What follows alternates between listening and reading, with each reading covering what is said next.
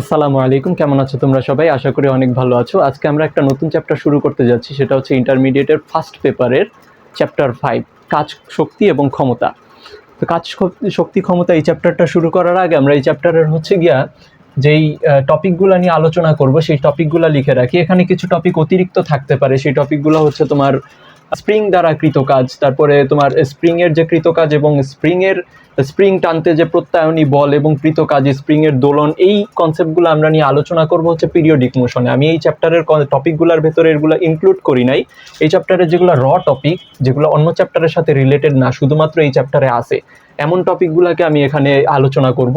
তো দেখো টপিকগুলো, ফার্স্টে হচ্ছে আমাদের ধ্রুব বল ও পরিবর্তনশীল বল দ্বারা কৃতকাজ। ধ্রুব বল অর্থাৎ হচ্ছে গিয়া যে ফোর্সটা হচ্ছে গিয়া কনস্ট্যান্ট, অর্থাৎ যে ফোর্সটা তুমি হচ্ছে গিয়া অ্যাপ্লাই করতেছো, যে ফোর্সটা হচ্ছে কনস্ট্যান্ট। আর হচ্ছে পরিবর্তনশীল বল দ্বারা কৃতকাজ। পরিবর্তনশীল বল হচ্ছে সেই বল যেই বলটা সময়ের সাথে অথবা দূরত্বের সাথে পরিবর্তনশীল।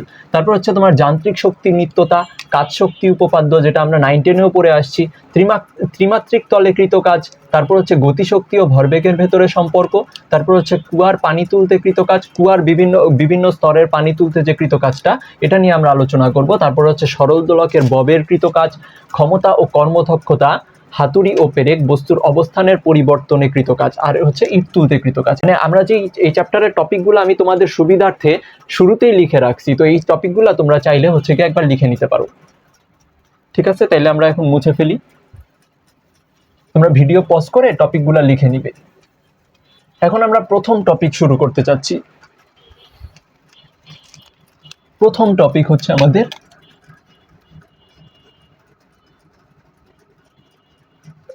ধ্রুব বল ও পরিবর্তনশীল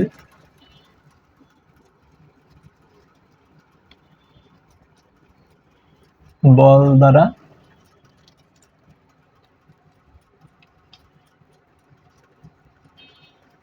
কৃতকাজ।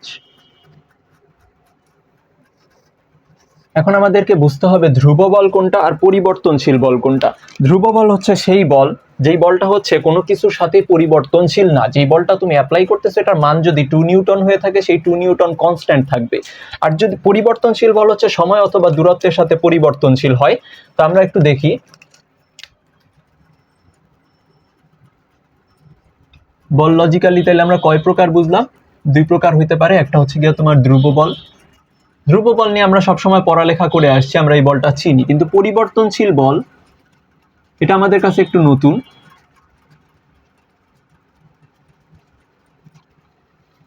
পরিবর্তনশীল বল, ধ্রুব বল, ধরো তুমি এই যে একটা বস্তুর উপর তুমি একটা বল অ্যাপ্লাই করতেছো, এই বলটা ধরো 2 নিউটন, কনস্ট্যান্ট একটা ফোর্স। বলটা কিন্তু কোনো কিছুর উপরে ডিপেন্ড করতেছে না, সময়ের সাথে বা দূরত্বের সাথে বলটা কিন্তু সেমই থাকতেছে।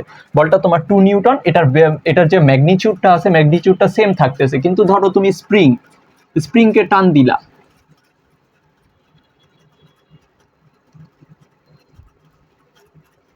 স্প্রিংকে তুমি এই পাশে টান দিলা, এই যে টানটা দিছো, এখন স্প্রিং এর বলটা কিন্তু আর ধ্রুব বল থাকলো না।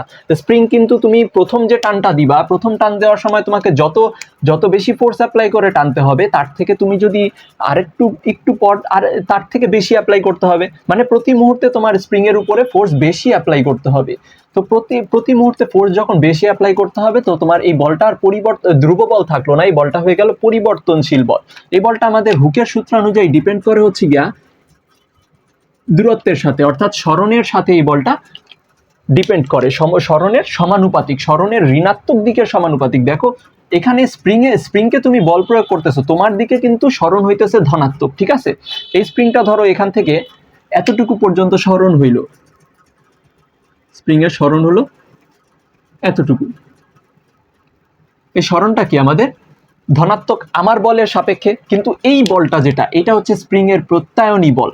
এটা হচ্ছে স্প্রিং এর প্রত্যায়নী বল বা রেজিস্ট্যান্স ফোর্স।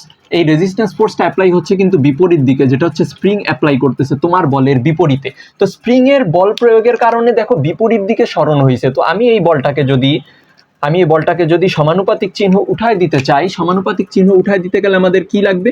এখানে একটা সমানুপাতিক চিহ্ন উঠায় দিতে চাইলে আমাদের এখানে হচ্ছে গিয়া একটা ধ্রুবক আনতে হবে, সেটা হচ্ছে কে এক্স। ঠিক আছে, কে একটা ধ্রুবক আনলাম। দেখো এই ধ্রুবকটার মান কিন্তু স্প্রিং এর যে ম্যাটেরিয়ালস আছে এই ম্যাটেরিয়ালসের উপরে ডিপেন্ড করে। এটা হচ্ছে কি একটা কনস্ট্যান্ট, এটা হচ্ছে আমরা সমানুপাতিক চিহ্ন উঠাই দেওয়ার জন্য আনছি। তো বুঝতে পারতেছো যে ফোর্সটা হচ্ছে আমাদের পরিবর্তনশীল বল, এই ফোর্সটা ধ্রুব বল না। তাহলে আমরা দেখি এইরকম একটা আরেকটা তোমার হচ্ছে গিয়ে পরিবর্তনশীল বল হচ্ছে মহাকর্ষ বল, যেটা হচ্ছে G m1m2/d²। দেখো এটাও কিন্তু দূরত্বের সাথে পরিবর্তনশীল। দূরত্বের সাথে যখন পরিবর্তনশীল, তার কারণে কিন্তু আমরা এই বলটাকে পরিবর্তনশীল বল বলতে হচ্ছে, এটা আর ধ্রুব বল থাকতেছে না। তাহলে আমরা বলের হচ্ছে গিয়ে বেসিক ফান্ডামেন্টাল যে কথাবার্তাগুলা সেগুলো আমরা বুঝে গেলাম। তো এখন নেক্সটে আমাদের হচ্ছে ধ্রুব বল নিয়ে পড়াশোনা করতে হবে। তো আমরা হেডলাইন দিই, ধ্রুব বল।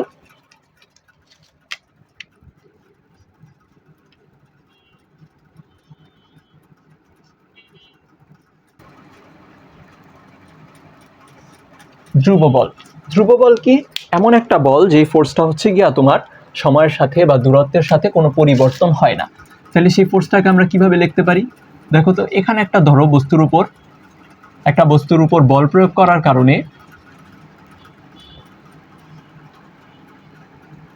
ধরো বস্তুটার বলের দিকে ধরো বস্তুটার সরণ হইল, বল প্রয়োগ করার কারণে বস্তুটার এস পরিমাণ সরণ হইল। তাহলে আমরা কৃতকাজ কি বলতে পারি? বল এবং সরণের গুণফলই হচ্ছে আমাদের কৃতকাজ। তাহলে বল এবং সরণের গুণফল হচ্ছে কৃতকাজ। তাহলে ডব্লিউ ইজ ইকুয়ালস টু আমরা লিখতে পারি এফ এস। ঠিক আছে, বল এবং সরণের গুণফল। এই কনসেপ্টটা কোথা থেকে আসছে আমরা একটু গ্রাফের দিকে লক্ষ্য করি। একটা গ্রাফ আমি আঁকাই। দেখো আমাদের যখন বলটা ধ্রুব থাকবে, আমরা যদি বল এবং সরণের গ্রাফ আঁকি, দেখো তো এখানে বল, এখানে বল, ওয়াই অ্যাক্সিসে বল আর এক্স অ্যাক্সিসে আমাদের সরণ। তাহলে বল এবং সরণের গ্রাফ যদি আঁকি, তাহলে এই গ্রাফের মধ্যে আমাদের বল দেখো ওয়াই অ্যাক্সিসে বল এক্সিস্ট করতেছে না। তাহলে ওয়াই অ্যাক্সিস যদি Y is equals to constant হয়, তাহলে আমরা সেটার ক্ষেত্রে সরলরেখা কি জানি? Y is equals to constant যদি হয়, তাহলে সেক্ষেত্রে সরলরেখা আমাদের এক্স অক্ষের সমান্তরাল হয় না? এক্স অক্ষের সমান্তরাল সরলরেখা, Y is equals to constant. তাহলে আমরা বলতে পারি কি, এখানে একটা সরলরেখা আমি আঁকলাম, সেটা হচ্ছে এক্স অক্ষের সমান্তরাল। দেখো এখানে হচ্ছে সরণ এস। তাহলে আমরা কি বলতে পারি? ধরো আমি এইখান থেকে এতটুকু সরণের এই জায়গায় যদি আমি কৃতকাজটা কাউন্ট করতে চাই, ধরো এস ইনিশিয়াল থেকে এস ফাইনাল, এই অংশের কৃতকাজ আমি কাউন্ট করতে চাই। এই অংশে কৃতকাজ কাউন্ট করতে গেলে আমাদের কি করতে হবে? দেখো তো, এই যে এতটুকু ডিস্টেন্স, এই ডিস্টেন্সটা, এই গ্যাপটা আমাদের কি? এস এফ মাইনাস হচ্ছে কি এস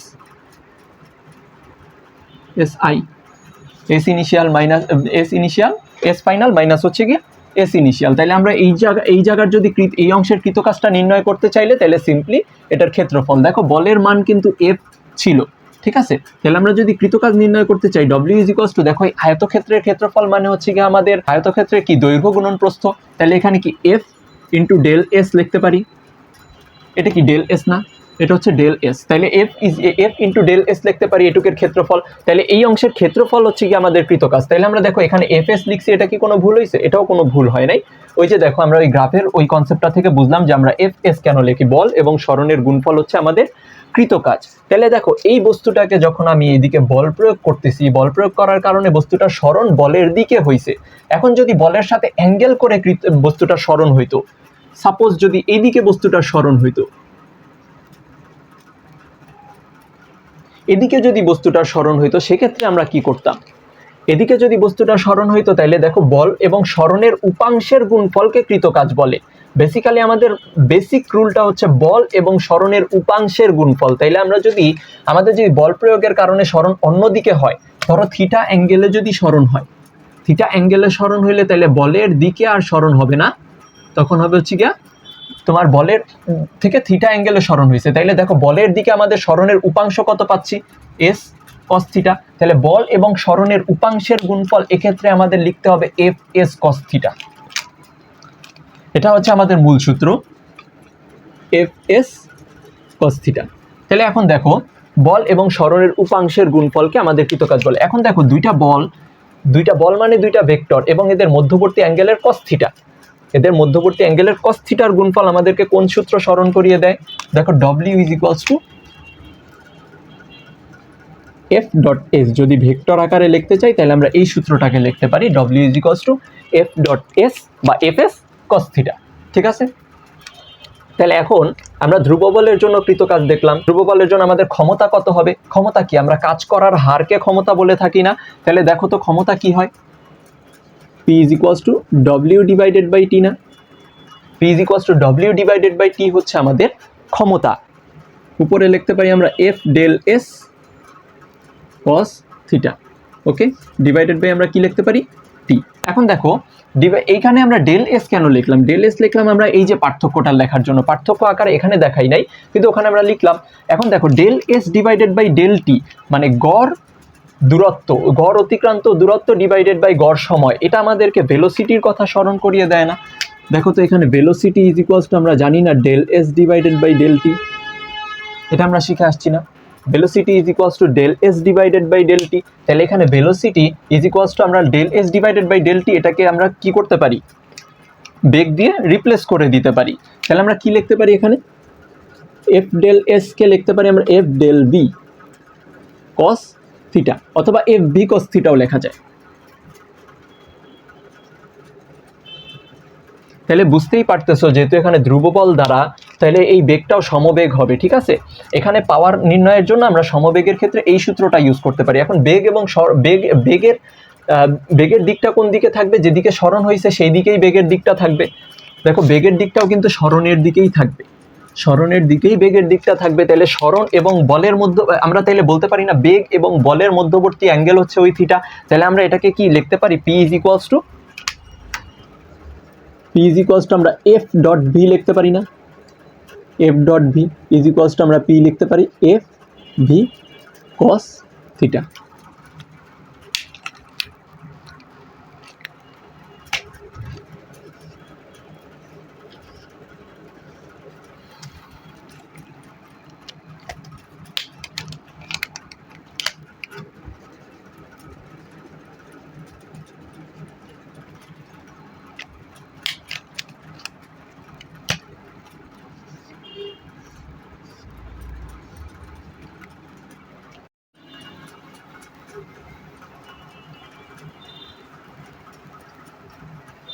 হেডলাইন দিয়ে পরিবর্তনশীল বল দ্বারা কৃত কাজ।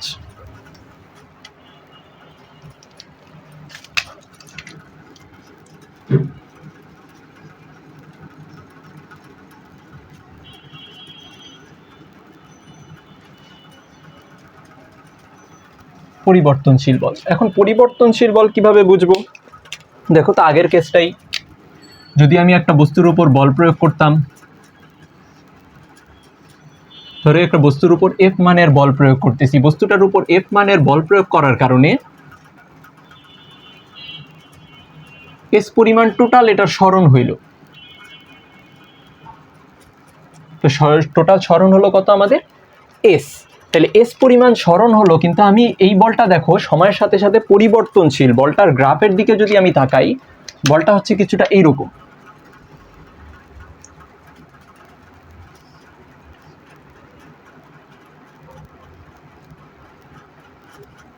এরকম যদি একটা পরিবর্তনশীল বল, অর্থাৎ যেটা সময়ের সাথে এবং বেগের সাথে কোনো নিয়ম মানতেছে না, যে কোনোভাবে পরিবর্তনশীল, সময়ের সাথে অথবা তোমার দূরত্বের সাথে এটা পরিবর্তনশীল না।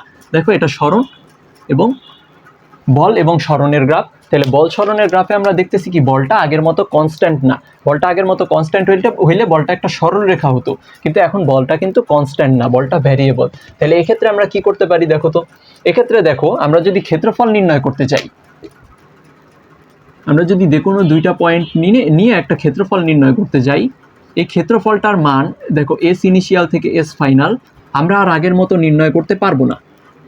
S final minus S initial, এটা যদি আমরা নির্ণয় করতে যাই আমরা আর আগের মতো নির্ণয় করতে পারবো না। দেখো এখানে এই বলটা আর ধ্রুব বল নাই, বলটা হয়ে গেছে পরিবর্তনশীল বল। পরিবর্তনশীল বল কি আর আয়তক্ষেত্র তৈরি করছে? এটা কিন্তু আর আয়তক্ষেত্র তৈরি হয় না, এই জায়গায় কিন্তু বক্ররেখা আছে। এই বক্ররেখা থাকার কারণে আমরা আর এটাকে আগের নিয়মে সলভ করতে পারবো না। তাহলে এই জায়গায় কৃতকাজ দুইটা আমাদের নির্ণয় করতে হয়। কৃতকাজ নির্ণয় করতে গেলে আমাদের পরিবর্তনশীল বল দ্বারা কৃতকাজ নির্ণয় করতে হবে। তো পরিবর্তনশীল বল যেহেতু আমরা আয়তক্ষেত্রের দৈর্ঘ্য গুণন প্রস্থ এভাবে অ্যাপ্লাই করতে পারতেছি না, আমাদের কি করতে হবে? ইন্টিগ্রেশন। তাহলে ইন্টিগ্রেশন করলে আমরা কি করব? দেখো ইন্টিগ্রেশন অফ এস ইনিশিয়াল থেকে এস ফাইনাল। যখন আমরা কোনো কিছু পরিবর্তনশীল নিয়ে কাজ করতে চাই তখনই আমাদের ইন্টিগ্রেশন করতে হয়। ইন্টিগ্রেশন কি আমাদের এই যে তোমার এই জায়গায় সরল বক্ররেখা রয়েছে, এই বক্ররেখা এগুলোকে ক্ষুদ্র ক্ষুদ্র অংশে ভাগ করে দেয়, ক্ষুদ্র ক্ষুদ্র অংশ, খুব ক্ষুদ্র একটা দূরত্ব ডিএস অংশে ভাগ করে দেয়। ধরো এই যে এইখানে আমাদের ধরি আমরা যেহেতু পুরা টোটাল ইয়াতে বিভিন্ন অংশে বিভিন্ন দূরত্ব ক্রস করার সময় বিভিন্ন অংশে বলের মান যেহেতু ভিন্ন ছিল, আমরা খুব ক্ষুদ্র অংশের একটা বল নিয়ে আলোচনা করব, যেটা হচ্ছে ডিএস অংশের বল, খুব ক্ষুদ্র অংশের বল, ফোর্স। খুব ক্ষুদ্র অংশের ফোর্স যদি আমি নিয়ে আলোচনা করি, তাহলে খুব ক্ষুদ্র অংশের ফোর্সটা কিন্তু মোটামুটি বলতে গেলে সমান আর কি, বলতে গেলে অনেকটা সরল রেখার মতো। দেখো এখানে যদি তুমি এটাকে খুব ক্ষুদ্র ক্ষুদ্র ক্ষুদ্র ক্ষুদ্র অংশে ভাগ করো, ক্ষুদ্র অংশে আরও ভাঙো, তাহলে ছোট একটা অংশ পাবা, এত ক্ষুদ্র যে অংশটা মানে প্রায় সরল রেখার মতো মনে হয়, প্রায় সরলরেখা হয়ে গেছে বলা যায়। তো এরকম ক্ষুদ্র ক্ষুদ্র সকল অংশ আমরা যেই অপারেটরের সাহায্যে হচ্ছে গিয়ে যোগ করি, সেটা হচ্ছে আমাদের ইন্টিগ্রেশন। তাইলে ইন্টিগ্রেশন অফ এস ইনিশিয়াল থেকে এস ফাইনাল লিমিট দিলা, তারপরে হচ্ছে আমাদের এফ এস, ঠিক আছে, এফ ডিএস। এখন হচ্ছে গিয়ে ডিএস হবে, যেহেতু ক্ষুদ্র দূরত্ব নিয়ে আমরা ক্যালকুলেট করতেছি, এই ক্ষুদ্র সকল দূরত্বকে আমরা একত্রিত করে তারপরে হচ্ছে গিয়ে আমরা সমস্ত দূরত্বে যে বলের মানটা, বল এবং সমস্ত দূরত্বে যে কৃতকাজটা সেটা আমরা নির্ণয় করতে পারবো। আর হচ্ছে গিয়ে পরিবর্তনশীল বল দ্বারা কৃতকাজ এটা নির্ণয় করে ফেললাম। তাহলে দেখো পরিবর্তনশীল বল দ্বারা কৃতকাজ আমরা কি লিখতে পারি? যদি বলের কারণে সরণ অন্যদিকে হয় তাহলে আমরা আগের অনুরূপ লিখতে পারি না, এফ ডিএস কস থিটা, এটা লিখতে পারি না? তাহলে এফ ডিএস কস থিটা, যেহেতু ডিএস সরণটা হচ্ছে গিয়া তোমার ভেক্টর রাশি, বলও ভেক্টর রাশি, তাইলে এদের মধ্যবর্তী অ্যাঙ্গেলের কস থিটা, তাহলে আমরা কি লিখতে পারি? W is equals to F ds।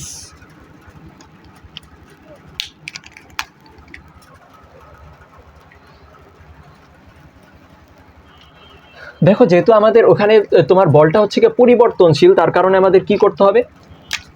তাহলে আমরা বল আর সরণের গুণফল লিখতে পারবো না, তাহলে আমরা কি লিখতে পারি?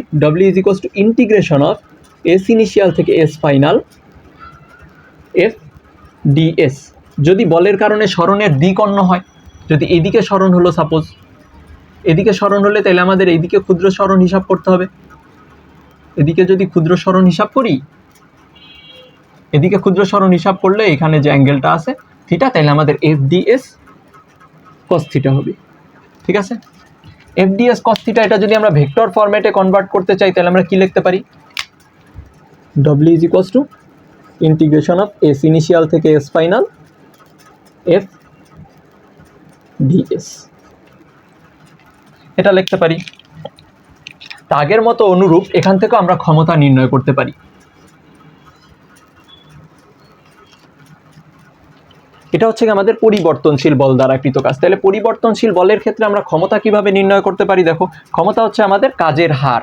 তাহলে আমরা বলতে পারি না একক সময়ে কৃতকাজ, একক সময়ে কৃতকাজকে আমাদের ক্ষমতা বলে। তাহলে আমরা কি লিখতে পারি? P is equals to W/T লিখতে পারি না? P is equals to W/T। এই পুরাটাকে তুমি এখানে রিপ্লেস করে দাও। W এর মানটা কি লিখবা? W এর মানটা এবার তুমি লিখবা হচ্ছে ইন্টিগ্রেশন অফ এস ইনিশিয়াল থেকে S final F DS cos theta divided by theta কি হয়ে যাবে? ডিটি, ঠিক আছে? তাহলে ডিএস ডিভাইডেড বাই ডিটি, এটা একটু আরেকটু সুন্দরভাবে আমরা লিখতে পারি।